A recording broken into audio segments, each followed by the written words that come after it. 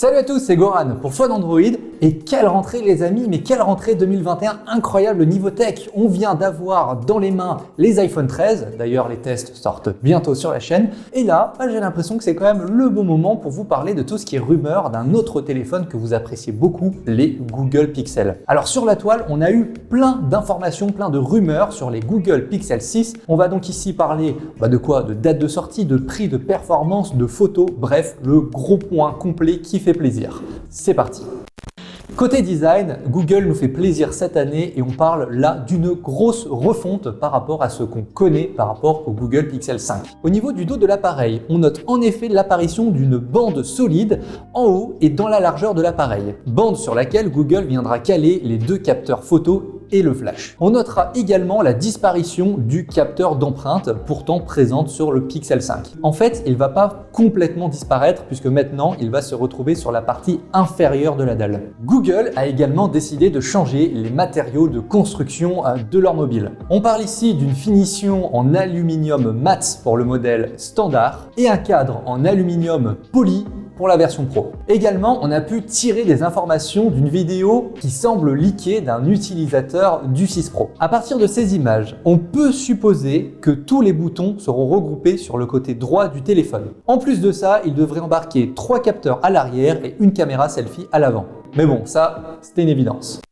Parlons maintenant un peu de l'écran. Cette année, on devrait se retrouver avec un écran AMOLED de 6,4 pouces pour la version standard. Au niveau de la version Pro, on se retrouve avec un écran un peu plus grand de 6,71 pouces. Niveau qualité d'image, on se retrouverait avec du Full HD 1080 comme d'habitude, ce qui est toujours pratique vu que ça évite de trop ruiner la batterie tout simplement. Et ça fait toujours plaisir. Grâce aux écrans LTPO de Samsung, on passe enfin aux 120 Hz pour la fréquence de rafraîchissement. Donc, pour récapituler, un écran OLED de 120 Hz en Full HD+, pour la version standard et Quad HD+, pour le 6 Pro. Également, il est à noter qu'on entend des rumeurs sur le retour possible de l'Active Edge. Ça permettrait tout simplement de lancer le Google Assistant en frôlant le bord de votre appareil ou de mettre votre mobile en silencieux lorsque vous recevez un appel. En vrai, sur ce point précis, les rumeurs sont très mitigées. J'ai l'impression qu'il y en a autant qui disent que oui, le retour de l'Active Edge, c'est maintenant,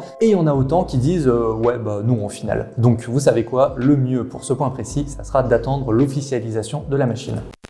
C'est le moment de parler de mon sujet préféré, la partie performance. Grâce à sa collaboration avec Samsung, le Google Pixel 6 devrait embarquer un SoC Sensor. Un chipset embarquant 2 cœurs Cortex X1, 2 cœurs Cortex A76, 3 cœurs Cortex A55 et enfin un GPU Mali G78. Alors quand vous écoutez tout ça, ça peut paraître beaucoup, mais en fait au final, en termes d'équivalence, on se retrouvera à peu près comme si vous aviez un Snapdragon 870. Pour rappel, ce Snapdragon a été lancé début 2021. Bien évidemment, le tout sera compatible 5G, ça serait pas drôle sinon. Comme sur le Pixel 5, on devrait se retrouver avec une mémoire vive de 8 Go, ce qui est très sympa. Niveau stockage, on devrait démarrer avec du 128 Go et on devrait pumper ça jusqu'à du 256. Et on parlerait apparemment d'une variation possible en termes de RAM de 8 à 12 pour ce dernier modèle. Avec un peu de chance, on devrait avoir la possibilité d'accéder à l'ultra wideband sur ce Google Pixel 6, ce qui devrait donner la possibilité de détecter tous les objets qui sont connectés à ce téléphone de façon très précise. Pour la batterie, on devrait se retrouver avec un beau bébé à 4614 mAh. Enfin ça, c'est sur la version standard. Sur la version Pro, on pourrait taper apparemment du 5000 mAh. Google proposerait pour la première fois une recharge rapide de 33 watts, contrairement aux 18 watts du Pixel 5. Le téléphone devrait également proposer une compatibilité de charge 23 watts. En tout cas, c'est le fait que le Pixel Stand sorte en même temps que le Google Pixel 6 et lui supportera le 23 watts. De là à dire que tout est lié, il n'y a qu'un pas. Et enfin, parce que Parler Google Pixel sans parler photo, ça serait un peu un crime.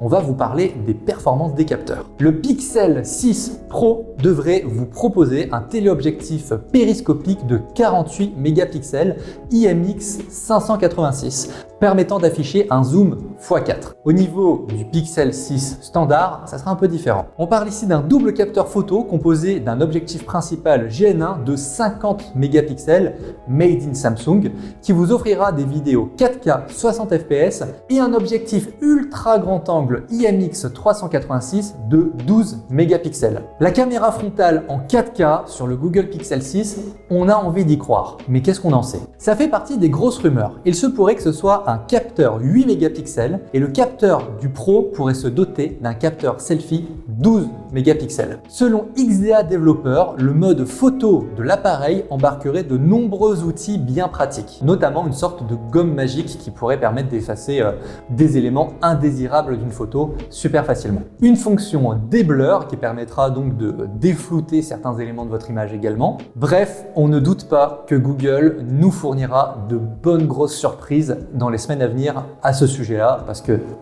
c'est quand même un peu les kings. Côté Android, ça sera du Android 12. Est-ce qu'on est surpris? Pas tellement. Est-ce qu'on va en parler plus? Non.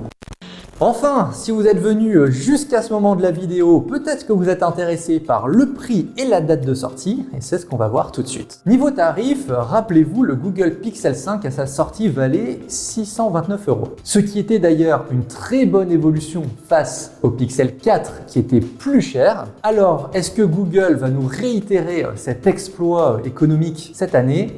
Rien n'est moins sûr pour autant. En fait, en termes éditorial, on a un peu l'impression que Google veut faire de ces pixels des smartphones de luxe. De là à imaginer que Google va nous proposer des téléphones à plus de 1000 €, notamment pour la version Pro, comme ce que fait Apple, vraiment, il n'y a qu'un tout petit peu. Côté date de sortie, selon nos sources, vous devriez l'avoir en magasin ce 28 octobre 2021. Côté précommande, on serait là sur une période d'une semaine avant la sortie en magasin. On parle donc du 19 octobre.